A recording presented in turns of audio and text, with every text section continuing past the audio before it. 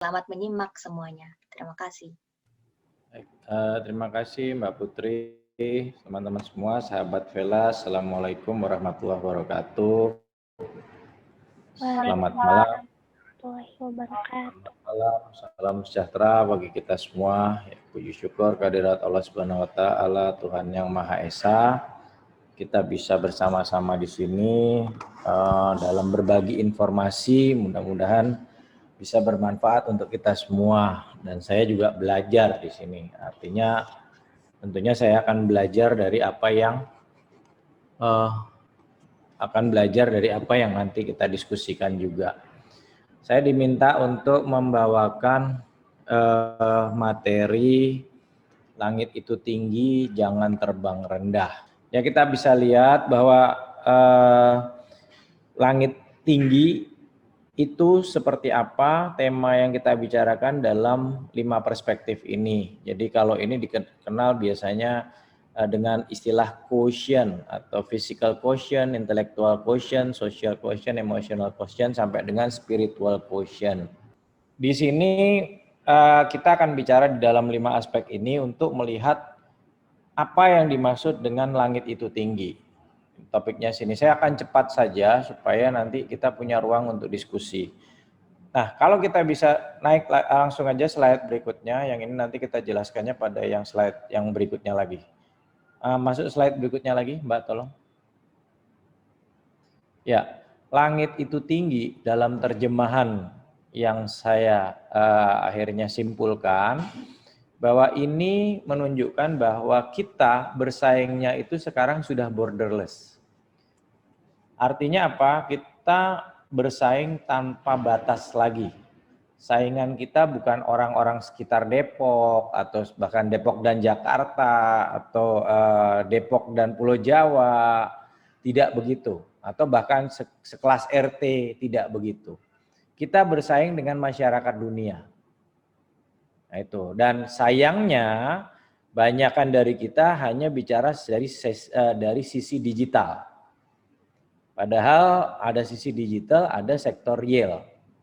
Nah, akibatnya kalau kita nanti tidak membayangkan setinggi apa kita bisa terbang, kita akan kalah bersaing. Dan kalau sampai kalah bersaing, kira-kira seperti apa yang akan kita masuk ke slide berikutnya. Jadi kita masuk sudah ke dalam persaingan global. Artinya kita harus bisa fit in dengan namanya kita adalah aset dunia. Apa itu aset dunia? Nanti kita bicarakan. Apa itu aset dunia? Kalau kita nggak masuk ke aset dunia, kita akan tersapu. Ya, kita masuk slide berikutnya. Nah ini, kita masuk di aset dunia. Apa sih aset dunia itu? Artinya, kalau kita petani di Indonesia, ada petani di Australia, maka kita bisa dengan mudah bertukar tempat. Itu aslinya aset dunia. Jadi kualitas kita petani Indonesia dengan petani Australia kualitasnya sama.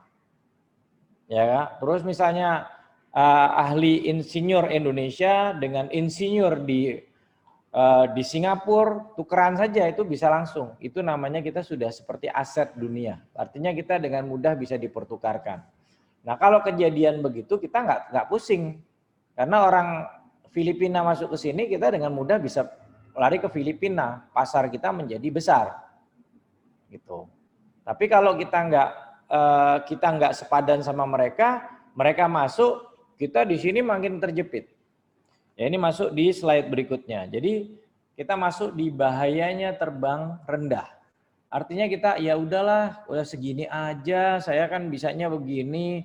Atau bahkan kita merasa jago gitu, bahwa kita sudah hebat betul. Kita nggak pernah melihat seperti apa di Turki, seperti apa di Skandinavia, seperti apa di China, seperti apa di Thailand misalnya. Thailand itu sebagai negara apa sih sebesar itu, bisa lebih dari kita apanya? Perusahaan-perusahaan Thailand ada yang masuk ke sini, perusahaan kita ada yang masuk ke sana enggak? Nah, kalau sampai terbang rendah, bahayanya nanti orang yang kerja di sini untuk kalangan benefit yang tinggi, saya bilangnya bukan gaji ya, kita bilang benefit atau kita bilang value. Artinya seberapa manfaat atau value yang kita bisa berikan kepada orang asing, kepada orang lain. Nah, itu namanya sebenarnya dicerminkan dalam bentuk harga. Nah, kalau kita biasa-biasa saja, maka manfaat kita biasanya manfaat yang bisa dipertukarkan. Apa itu manfaat dipertukarkan saat ini? Misalnya saja office boy, pembantu rumah tangga, atau bahkan orang yang ada di tikungan-tikungan, polisi cepek, polisi seceng gitu ya. Atau di sini juga ada yang biasanya lenong Betawi yang jalan di tengah jalan, atau orang-orang yang badannya dicat perak. Itu orang-orang yang bisa dengan mudah dipertukarkan oleh orang lain manfaatnya. Nah, itu bahaya kita terbang rendah.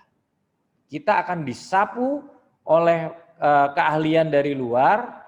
Nah, begitu kita tersapu dari luar, akhirnya kita menyempitkan diri. Pasar kita cuma apa? Berebutan menjadi tukang ojek online, ya kan? Berebutan karena kita sudah terdesak oleh keahlian-keahlian yang dari luar. Nah, itu yang harus kita pikirkan. Apakah kita siap seperti itu? Kan kita bisa lihat ya, sekarang makin banyak orang yang akhirnya dia hanya bisa ngerti apa yang ada di sekolah, tapi sebetulnya coba sekarang kita berhitung misalnya, kita matematik, terus setelah selesai dari SMA kita bisa apa? Bisa nggak kita menggunakan matematika untuk apa? Paling tinggi guru les. Nah, ini guru les sudah bertumpuk nanti, guru les A, les B, les C, les C. Akhirnya nggak bisa apa-apa, ya sebagian besar nganggur. Jadi bahaya terbang rendah kita, siap-siap untuk jadi pengangguran, atau orang yang pontang-panting selalu cari kerjaan nggak karu-karuan. Itu. Makanya kita bicara sekarang bagaimana kita bisa mencapai langit yang tinggi. Nah, berikutnya. Masuk berikutnya coba Mbak. Itunya. Nah, kita tadi bicara begitu ya. Nah, bicara begitu, kita harusnya perkembangan kita lihat dari pertama kali yang kita masuk adalah physical quotient. Seharusnya kita sudah berlatih sejak kecil. Jadi ada ada di otak kita tuh biasanya teman-teman hanya bilang, oh oke, ada otak kanan, otak kiri. Sekarang itu perkembangan sudah semakin modern. Sehingga otak itu dibagi otak tengah atau sistem limbik dan otak depan atau yang namanya prefrontal cortex. Nah, otak depan ini bekerjanya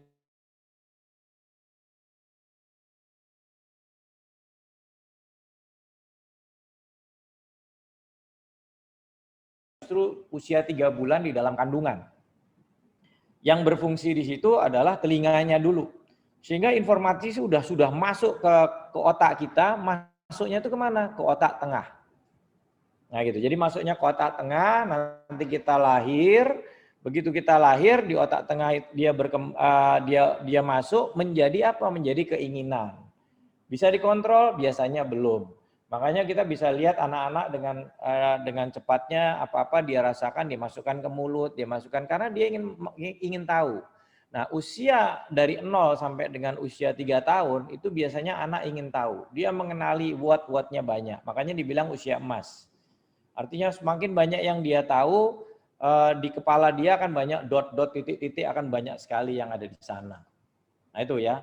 Kemudian nanti setelah 3 sampai 8 tahun dia biasanya sudah mulai menyatu-nyatukan lagi. Jadi di otak dia itu kan ada saraf-saraf. Nanti dia baru lihat, oh itu bapak ayah saya memeluk. Oh ini namanya memeluk. Jadi dari cuman dengar memeluk, akhirnya dia merasakan pelukan, ya kan? Dia melihat ayahnya mendatangi. Nah itu membentuk antara saraf, dia bentuk namanya sinaps. Nah kalau diulang-ulang sinapsnya mengalami penebalan. Nah itulah menjadi kebiasaan kita atau behavior kita. Jadi menjadi perilaku kita nantinya. Jadi sedangkan otak kita sendiri, di dalam otak kita menerima suatu pesan itu alatnya ada 3, yaitu penginderaan penglihatan kita, pendengaran, dan gerak. Makanya tadi di awal, pada saat awal sekali, orang itu biasanya menyelaraskan geraknya dia. Geraknya dibuat sedemikian supaya dia balance. Banyak anak-anak tuh nggak tahu kalau yang masih kecil, tangan kamu ada di mana? Dia ngerasa tangannya ada di kepala. Oh, tangan saya di sini, dia bilang gitu, dari belakang gitu. Karena dia belum bisa merasakan keseimbangannya. Nah, itu dilatih. Nah, itu yang penting. Nah, membuat kurikulumnya jadi jelas kan? Kalau itu nggak dibuat gimana? Ya ngajar fisika begini hanya sesuai contoh-contoh yang dibuat lagi. Ya itu terbang rendah. Saya hanya dibuat contoh-contoh oleh dosen saya. Nggak benar. Nah, kalau kita nggak benar, kita harus tahu saya ini pembaca yang baik atau bukan.